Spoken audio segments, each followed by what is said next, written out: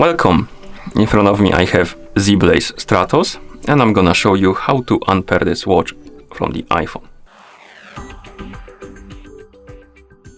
First we need to open the Zeroner application on the iPhone that is paired with our watch. So let's open the app. In the app you should see the data page. Now tap on the device and here you should see your Stratos watch. Now scroll down, find the unbind button, tap on it, tap on OK, then tap on OK. You can close the app, open the settings on our iPhone, tap on Bluetooth, and here you should see the Stratos watch on the list of my devices. Tap on the info icon next to it, tap on forget this device, and tap on forget to disconnect it. And at this point the watch is unpaired from your iPhone. Thank you for watching.